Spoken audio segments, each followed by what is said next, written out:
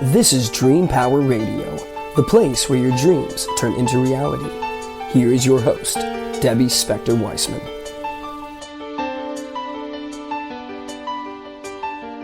Hello, hello, hello, and welcome to Dream Power Radio on the amazing Women and Men of Power Network, the world's leading positive programming network, powered by Raven International. I'm your host, Debbie Spector-Weissman, the Dream Coach. This is a show where we talk about dreams, both daytime and nighttime dreams, and how you can use them to make the internal shift to a life you love and rediscover the truth of who you really are. Losing a loved one can send anyone into a downward spiral of despair. Losing a second loved one at the same time is nothing short of unbearable. Yet that's what happened to my guest, Jennifer M. Alemany. Devastating grief like that could have destroyed her, and yet she's been able to move beyond those dark times to rediscover herself and help others come to terms with their own anguish. She's the author of the book, Mark My Love, which details her journey from heartache to happiness. Welcome to Dream Power Radio, Jennifer. Thank you. Thank you for having me.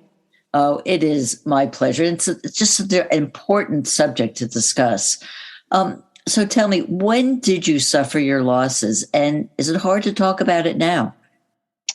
Oh, my loss of my boyfriend, my partner, was about 2.5 years ago. The loss of my mother was about 13 years ago. But I want to say with this last loss, I realized I hadn't fully grieved for my mother. So I went into, I want to say, a heavy grieving mode. I want to say tenfold. I want to say it's not too hard to talk about at this point. I think that, I don't want to say I've come to terms with it, but I feel their connection with me in spirit, and I know that they're around me. So I have a different relationship with them now at this point. So I'm able to talk about it, I think, because of that. Yeah. It's interesting that you said that you lost your mother more than just a couple of years ago. I lost my father when I was 11. And the truth was that I couldn't even say his name for about 10 years. And I think it took me actually until I was in my 50s to really fully, totally finish my grief over his death. So, I mean, it can be difficult and can be long running. Was the grief that you felt from your mother different from that of losing your boyfriend? I want to say I think so. Obviously, he was a romantic partner I had, so I want to say it was different. I was heartbroken with both, but it was just a different heartbreak. I want to say it was, this connection to someone, a loving romantic connection, and it wasn't severed because it wanted to be, right? He passed on, he got ill and passed on suddenly, and that was what it was. But I still felt that connection, and I still do. It's just different. So that's how that loss is different from my mother. So when did you actually realize that there was light at the end of the tunnel, and that overwhelming feeling of grief was something that you weren't going to carry with you for the rest of your life? I want to say, shortly after he passed, I went to a yoga retreat. And I want to say while I was there, I was hiking. I was in nature more. I felt his presence more. And I realized at that point, I was in so much pain, but I realized at that given time, I was like, I'm going to take this pain and turn it into fuel and change my life around. I knew my career wasn't fulfilling at that point. Also, I had been an HR professional for about 22 years. I knew there were things that I wasn't completely happy. So I took that pain. At that point, I realized I'm going to take this pain and change things around for myself. I want to say in honor of him and in honor of her, but also in honor of myself. So what was it about nature that called to you and helped you? I felt their presence more. I felt stillness. I was able to get still, I think, a little bit more when I was in nature, even though I had found stillness outside of nature, right at home or wherever I am. But this was different. It was a higher level of connectivity, I want to say, and my connection to spirit, and I felt them around me. So that's when I realized, it's something different was going on. So tell me a little bit about first your mother, what kind of person she was, and how her death affected you. Yeah, my mother was a great person. She was a single mom. So she was my mom, my dad, and my best friend. I was her youngest daughter of 4 daughters. So we had a really great relationship. She was a good person. She loved everyone around her. She loved her family. And that's what I saw growing up. I could see her giving her love to her nieces and nephews, the extended family also. It wasn't just her children. And she was that way with her friends also, and the people that were close to her. So that's the type of person that she was. And, what she raised me to be, also to mirror that a little bit.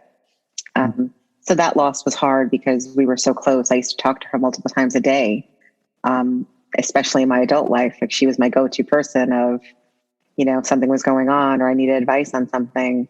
So that was a drastic loss for me because now this person was gone. And when she passed, I was about 33 years old. So I wasn't yet, I had built my life around her, to be honest. So now it was kind of like, okay, what do I do? So it was drastic, the loss. So you say that you have siblings. Did you ever discuss this with your siblings? We're not really close, my siblings and I, to be honest. So we really didn't get into deep discussion about it. My one sister was around when my mother got ill, but, we really didn't discuss in detail, the loss, I want to say. So you really kind of felt alone in your grief then. Yes. I mean, I have a niece that was, my mother's granddaughter. She's in her mid-30s right now. So she was in her early 20s or so when my mother passed. So I had her, and I had, a few cousins and aunt and uncles around. But for the most part, immediate family, I didn't have immediate family around. And tell me a bit about your boyfriend and how his death affected you. Yeah, him and I, we found love again. I want to say later in life. He had been divorced. I had previously a long-term relationship that had ended. So I want to say it was, me finding love in my 40s, and he was in his 50s at the time. So we found each other thinking that we thought we wouldn't find love again. So it was kind of this whirlwind, relationship that took off very quickly, and we knew that we'd be together. We had planned to be together for, the rest of our lives. And he had gotten sick. I want to say it was about, 5 months into the relationship or so.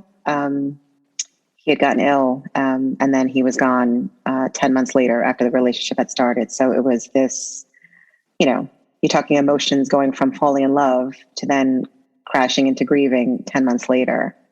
So pretty intense emotions from one end of the spectrum to the other for me. So it was a lot.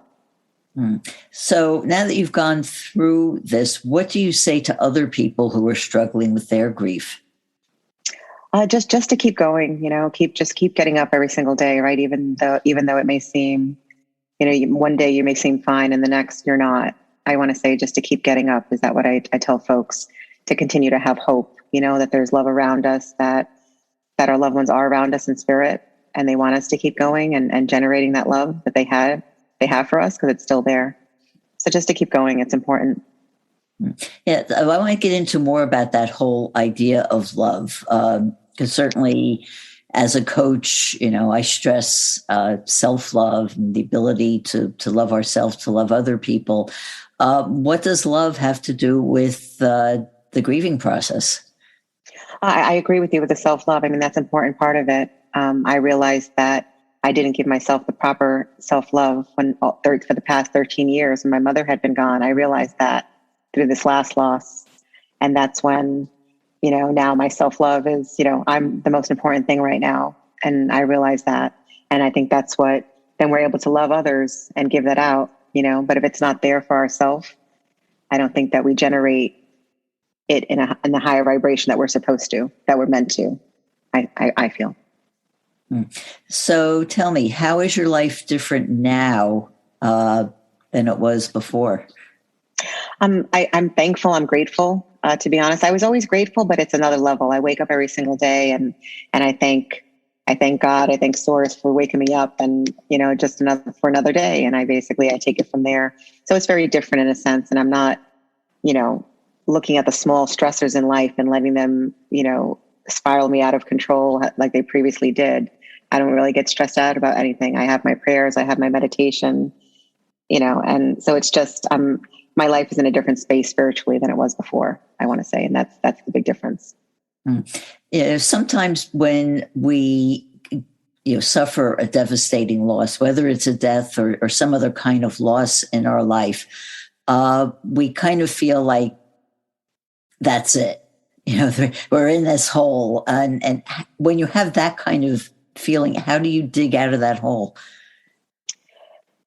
Oh gosh, I want to say one step at a time again, I'll be honest, because I was in that hole. I think when my boyfriend passed, I was like, oh wow. I said I found this love, and it was dragged away from me, and like, what's the point? I literally was asking myself, what's the point of this? But something kept pulling me out of bed every single day and getting me outside, like taking a walk. Like that became a big part of it. I was walking a lot more. And that's what kept me going. That's what kept me on the path, I want to say. Even though I was devastated. So would you say to find one thing, even if it's just one thing, that you can look forward to? I mean, hope. It's there. It's still there. You are also a practicing yogi. You said you actually had gone on a yoga retreat. So talk to me how yoga is been beneficial for you. Yeah, I started practicing yoga about 12 years ago. So a year after my mom had passed, I felt called to it. I found a center that was near where I lived, and I just felt called to take a class. I'd never done it before. And I just started doing it slowly but surely. And I started to feel better in a sense of, I felt more connected to my body. And then I want to say over the course of this entire time, I still practice yoga. I want to say it's gotten me in tune with my body and my health. I want to say it's helped me listen to my body more and how I'm feeling and how I'm taking care of it. And things just seem to flow better in my life. I want to say because I'm living life through yoga. If that makes sense, it's just an organic thing that's happened for me. So would you encourage other people to practice yoga? I think so. I think it's gotten, even if it's just bringing you the stillness, because that's what it started with for me. It brought me that stillness that I couldn't find a year after my mom had passed. And then I've just continued to practice it because it's brought me such joy and so many benefits. And it also, to me, brings up the whole idea of just being physical at all. Because oftentimes when we're in that dark place, we don't want to do anything. We want to be just like sitting on the couch and eating potato chips and watching TV all day. Yeah. So instead of doing something. So tell me, when you first, was feeling the grief, was it hard to do the yoga? It was hard. I wasn't really doing an extended period of time, practice, to be honest, but I was able to pull myself out of bed and maybe just do 5-10 minutes of it, to be honest, just some stretches to move my body, like you said. Because what I did know when I wasn't moving and I was laying around in the bed more, I was getting more aches and pains, I noticed, and that was occurring pretty quickly. So I want to say that pushed me out of the bed to do it a little bit more also during that period of time, because my body was hurting. Well, we're going to get more into talking about grief and getting over grief with Jennifer Alemany, and we'll be right back. If you're not pleased with the trajectory of your life, the time to begin your own personal transformation is now, and your dreams can help pave the way. How? By tapping into your unvoiced confidence. What is unvoiced confidence, you say? It's the acceptance of your abilities and qualities. It's a state of mind coming from liking and even loving yourself, and feeling free to say or do anything you want without concern for the judgment of others. You were born confident, but may have had it chipped away little by the negative self-beliefs you've picked up over the years. If you're looking for the heightened energy, clarity of thought, and the feeling of being more alive that comes from self-confidence, you can rediscover it by paying attention to your dreams. Need some help doing this? Go to my website, thedreamcoach.net, and sign up for my complimentary dream discovery session. I can help show you how your dreams can help you return to the confident person you were always meant to be. Again, go to thedreamcoach.net. Thedreamcoach.net. Welcome back to Dream Power Radio with your host, Debbie Spector-Weissman. Yes, welcome back to Dream Power Radio. I'm your host, Debbie Spector-Weissman, and we're talking about how to get over grief with my guest, Jennifer M. Alemany. Jennifer, one of the other things that you talked about was that you do consider yourself a spiritual person. Talk to me about what you mean by this and how it affects you in your daily life. Yeah, I mean, I want to say, through meditation, I feel more connected to spirit, to source, to God, however you want to put it, whatever that represents to the folks out there, right? I think it's different. We call different things what we're connecting with. And I want to say through meditation, and I want to say at times, like I meditate for about an hour at a time, I feel more connected. I feel their presence around me. I feel spirit around me, and I know at times they're here, I get goosebumps, things like that, certain body sensations that they're around. So that's all spirituality to me. That's being connected. And that's what I mean when I call myself a spiritualist. Well, this is a show about dreams. So I have to ask you if you remember your dreams and, Yes. And have either your mother or your boyfriend shown up in your dreams. Yes, I do remember my dreams. I've been writing my dreams down, most of my life. But I want to say definitely since my boyfriend passed, the dreams were becoming more intense. My mother was appearing in my dreams more. And I want to say she was definitely giving me certain messages at times that I realized after the fact. And my boyfriend, he appeared just once. I want to say just recently, to be honest. He hadn't appeared before, but I just moved. I moved recently, location. So I think that had something to do with it. That, I think I feel his presence where I am now, even though he was where I was before, if that makes sense physically. Mm-hmm. Yeah. And do you ever have conversations with them in the dreams? Yes, I do. With my mom, I definitely have. We've communicated, back and forth in the dream, and I've asked her a couple of questions and she told me a couple of things. So it's been interesting. It's brought me joy, to be honest. And I love writing them down. I have a little book that's next to my bed and I write them down pretty quickly. When I wake up, I jot down what went on, but they're pretty vivid. Yeah, so what sort of advice does she give you? I mean, it's almost like, I don't say advice, but she's almost like she's giving me just a heads up on things. Let's put it that way. So I want to say she's, there was one particular dream that I had to kind of translate for myself, but I realized that she was giving me a message that my career was going to be coming to an end. And then that ended up happening at the end of 2020. My HR career came to an end at that point. But during the middle of that year of 2020, I want to say it was probably 6 months, over the summer, that's when she had given me that message. And it wasn't a direct message, but whatever was happening in the dream where she had said that she had gotten laid off. And I knew that hadn't happened in her life. So it was kind of, I realized I had to kind of decipher through it. And then through meditation, I realized I was getting my own gut feeling. Like, oh, wait a minute. I think it's me. I think maybe my HR career is coming to an end. So I was just, with that message from her, I ended up just preparing myself.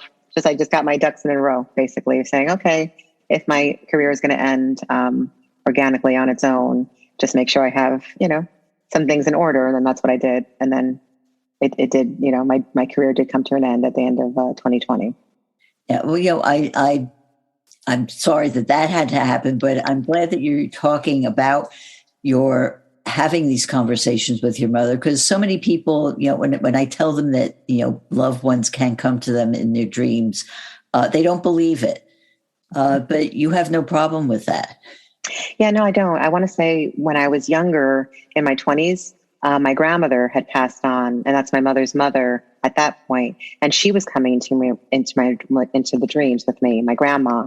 But at that time I was young, so I just didn't think anything of it, to be honest. And then now I realize, as I've become so evolved, and now I've said to her, "Oh, sorry, Grandma. You can come back in now. I didn't realize that I was kind of ignoring her at the time. I wasn't paying attention to them the way I am now."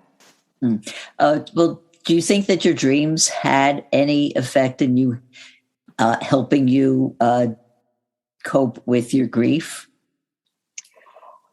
I think so. I think, my mother, definitely her presence.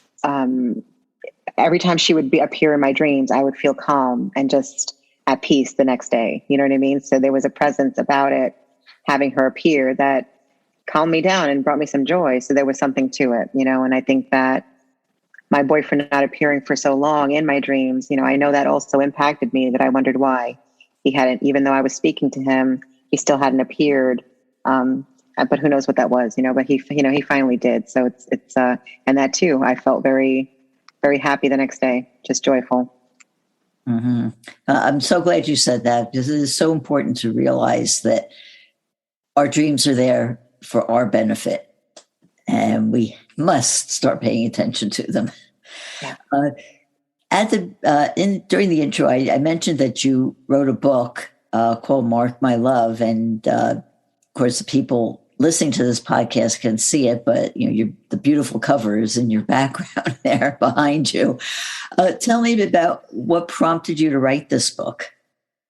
Yeah, I started journaling about 2 months after my boyfriend passed. I went out by the pool and I just started journaling my feelings. And then the words were just flowing out of me very quickly, very fast. And it wasn't just about him. Words were coming out about my mom. Words were coming out about my own self-love and lack of. I had such low self-esteem and lack of self-confidence in my life for different reasons, because of external things that went on. So that was coming out too. And I was writing very fast, that I knew it wasn't just about me. I knew it wasn't me just journaling as I normally had. And it was very quickly. So I want to say 5 months later, I had the book. I was done with it. And then I realized, oh, am I going to publish this? I hadn't intended to write a book. And then it just came out of me. So what is the message of your book? It's about love. That's why I titled it Mark My Love. I'm marking love in my life that I've had. And I kind of emphasize that. I do talk about loss in the book, but I more so talk about love. And that's love is going to get us to where we need to be in life. And I think that's what I realized losing both of these people. I really realized that strong love that I had for them. And now I realize that I had to focus on that more than the loss of them. Mm-hmm. So that's what I go through the book. And then I kind of go through a little bit of transformation of myself and the self-love and finding that, and how I went on that journey a little bit. So it was important for me to put that message out there, because so many women, I think that, they're criticized when they're at a young age, as I was, about my weight or whatever it was. And then my self-esteem and self-confidence was impacted my entire life. So it took, 47 years for me to realize, oh, wow, through grief, that I realized, I had lacked self-love for so long. So how did you learn to love yourself? I think, I started taking care of myself a little bit better and putting myself number one. And then I realized that because I felt better, then I was able to give, I don't want to say more enhanced love to others, but I'm able to love others a little bit better because I love myself now. So tell me, what is your definition of love? Oh, it's just being, accepting of, whether it be a person or a thing, just everything that it comes along with it organically. So unconditional, just acceptance. Okay. Part of your work involves mentoring high school and college students. So I'm wondering, do you talk to them about things like love, or you talk to them about how to handle grief in their life? I haven't mentored, I want to say since my boyfriend's passed, I haven't had direct mentoring of high school students. At that point, I kind of put it on hiatus. But I do know a few of them who have graduated from high school, that they're college students right now, that were previous students of mine, have actually read the book. So they've reached out to me just to talk about it a little bit more. So I have spoken to them about it. And I'm honest with them about it and about my journey. And I think that they've told me that they found it very inspirational, because I'm just honest in how I was feeling and what I went through. So you said that your career ended. So what are you doing now? I'm writing this authorship and getting into this creative space. I'm continuing writing right now. And that's the space I've been in. I've been recording a lot of podcasts, and folks have been reaching out to me. So it's that's the space I'm kind of exploring right now. I feel that I meant to be an author and do this. I want to say that the books are coming to me very quickly, where I'm writing a little bit more now, and I think that this is my true purpose. I feel in life. Yeah. So what is your next book about? It's about spirituality. I'm kind of just talking about my journey on the spirituality track that I've been on and things that I've discovered. And then another one I'm writing is it's going to be probably a fiction book based on some real life events, I want to say. So I'm writing two right now at the same time that are kind of coming through me. Wonderful.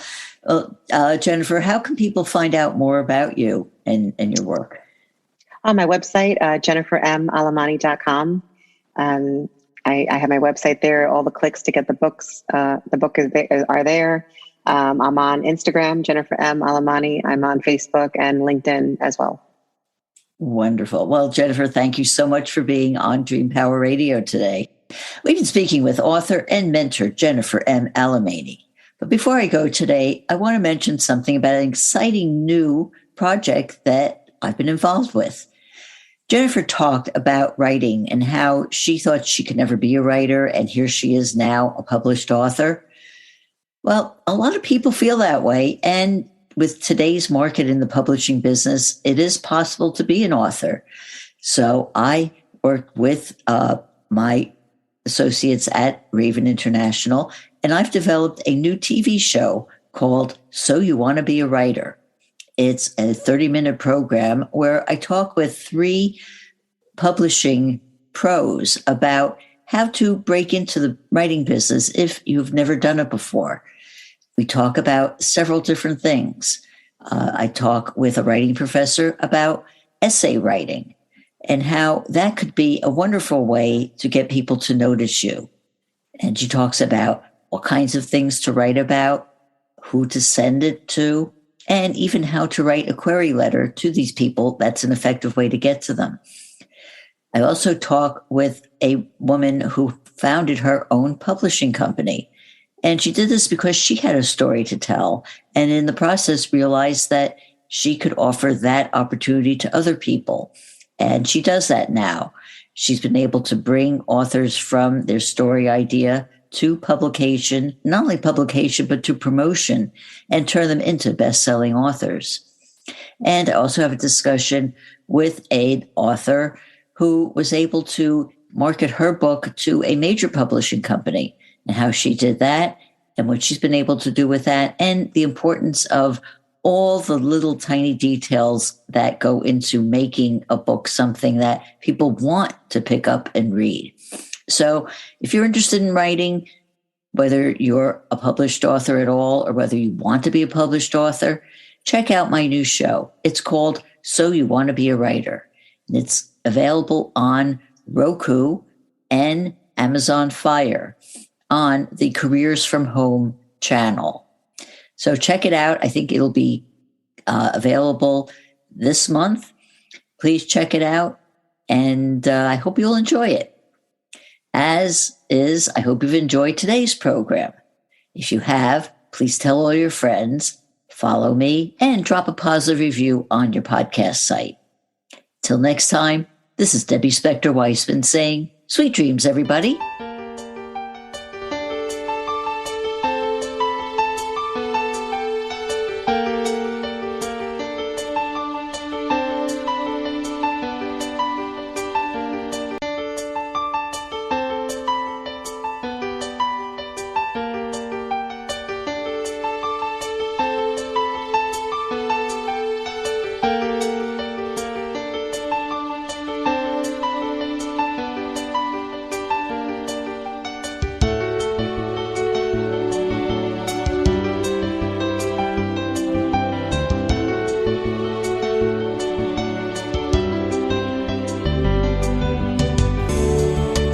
You've been listening to Dream Power Radio with your host, Debbie Spector-Weissman. For more information on Debbie or to sign up for her newsletter, go to dreampowerradio.com. This has been Dream Power Radio on the amazing Women and Men of Power Network, the world's leading positive programming network, powered by Raven International.